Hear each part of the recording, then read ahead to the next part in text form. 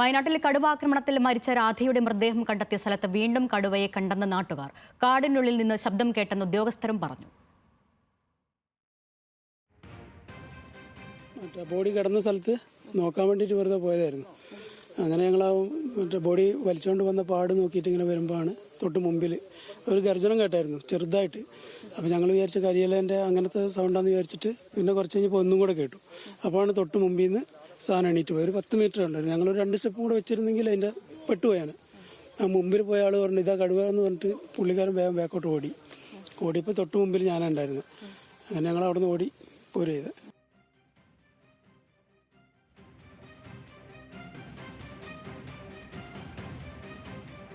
കടുവയ്ക്കായി വനംവകുപ്പ് തിരച്ചിൽ ഊർജിതമാക്കിയിട്ടുണ്ട്. പ്രദേശത്ത് കൂടും സ്ഥാപിച്ചു. നഗരസഭയിലെ പഞ്ചാരക്കൊല്ലി, പിലാക്കാവ്, ജെസ്സി, ചിറക്കര ഡിവിഷനുകൾ നിരോധനാജ്ഞ പ്രഖ്യാപിച്ചു. രാധയുടെ പോസ്റ്റ്മോർട്ടം പൂർത്തിയായെങ്കിലും നാളെ മൃതദേഹം ബന്ധുക്കൾക്ക് വിട്ടുനൽകും. നാളെ തന്നെ സംസ്കാരം നടത്തും. ജില്ലയിൽ 10 വർഷത്തിനിടെ 8 പേർക്കാണ് വന്യജീവി ആക്രമണത്തിൽ ജീവൻ നഷ്ടമായത്. നാളെ മാനന്തവാടി മുനിസിപ്പാലിറ്റിയിൽ SDPI ഹർത്താൽ പ്രഖ്യാപിച്ചു. ഇന്ത്യൻ വനിതാ ക്രിക്കറ്റ് താരം മിന്നു മണിയുടെ അമ്മാവന്റെ ഭാര്യയാണ് കൊല്ലപ്പെട്ട രാധ. വിവരങ്ങളുമായി രതീഷ് വാസുദേവൻ ചേരുന്നു.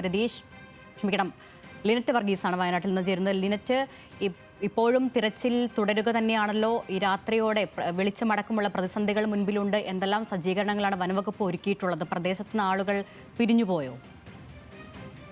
അരുണ്യ, നിലവിൽ ഇപ്പോൾ ഇവിടെ RTI സംഘങ്ങളും അതോടൊപ്പം വന ഉദ്യോഗസ്ഥരും ഒക്കെ തന്നെ തെരച്ചിൽ നടത്തുന്ന ഒരു സാഹചര്യമാണ്.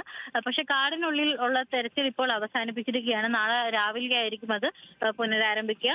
ഇന്ന് വൈകുന്നേരത്തോടു കൂടെ ഇവിടെ കൂട് സ്ഥാപിച്ചിട്ടുണ്ട്, ഇരയും സ്ഥാപിച്ചിട്ടുണ്ട്. അതിനുശേഷം ഇനിയിപ്പം കടുവയ്ക്ക് വേണ്ടിയുള്ള കാത്തിരിപ്പിലാണ്. അതോടൊപ്പം 15ഓളം ക്യാമറകളാണ് ഈ ഒരു കാടിനോടും ഈ ഒരു രാധയുടെ മൃതദേഹം കിട്ടിയ സ്ഥലത്തോടും അടുപ്പിച്ച് സ്ഥാപിച്ചിരിക്കുന്നത്. അതുകൊണ്ട് തന്നെ ഈ കടുവയുടെ ചിത്രങ്ങൾ പകർത്താനുള്ള സാധ്യത വളരെയേറെ കൂടുതലാണ്. ഇന്ന് രണ്ടാമതും കടുവയെ കണ്ടത് ഏറെ ആശങ്ക ഉളവാക്കിയെങ്കിലും വീണ്ടും ഈ ഒരു സ്ഥലത്തേക്ക് കടുവ വരാനും കൂട്ടിൽ കയറാനുമുള്ള സാധ്യതയുണ്ട് എന്നാണ് ഉദ്യോഗസ്ഥരൊക്കെ തന്നെ പറയുന്നത്. പ്രത്യേകിച്ച് ഇന്ന് ഉച്ചയോടുകൂടിയാണ് വലിയൊരു പ്രതിഷേധം ഈ ഒരു സ്ഥലത്ത് പഞ്ചാരക്കുലിയിൽ വലിയൊരു പ്രതിഷേധം പ്രിയദർശിനി എസ്റ്റേറ്റിനടുത്ത് ഉണ്ടായിരുന്നത്. ഈ ഒരു പ്രതിഷേധമൊക്കെ കെട്ടടങ്ങിയത് മന്ത്രി OR കേളുവിന്റെ സംയോജിതമായ ഇടപെടൽ മൂലമാണ്. ഈ ഒരു കൂട് സ്ഥാപിക്കുന്ന സമയത്ത് പോലും അദ്ദേഹം ഈ ഒരു സ്ഥലം വന്ന് സന്ദർശിക്കുകയും എന്തൊക്കെയാണ് നടക്കുന്നത് എന്നൊക്കെ തന്നെ ചോദിച്ചറിയുന്ന ഒരു സാഹചര്യമൊക്കെ ഉണ്ടായി. അതിനുശേഷം കളക്ടർ അടക്കം ആളുകൾ ഈ ഒരു സ്ഥലത്തേക്ക് എത്തുന്ന സാഹചര്യമായിരുന്നു. പിന്നീട് ഈ ഒരു രാധയുടെ കുടുംബത്തിനുള്ള ധനസഹായം ഇന്ന് തന്നെ നൽകണം എന്ന ഉറപ്പ് മന്ത്രി OR കേളു നൽകിയിരുന്നു. അതേ തുടർന്ന് മന്ത്രി OR കേളു രാധയുടെ വീട്ടിലെത്തി കുടുംബാംഗങ്ങൾക്ക് ഈ ഒരു പണം കൈമാറിയിട്ടുണ്ട്. അതോടൊപ്പം പരിശോധന ശക്തമാക്കിക്കൊണ്ടിരിക്കുന്ന ഒരു സാഹചര്യമാണ്.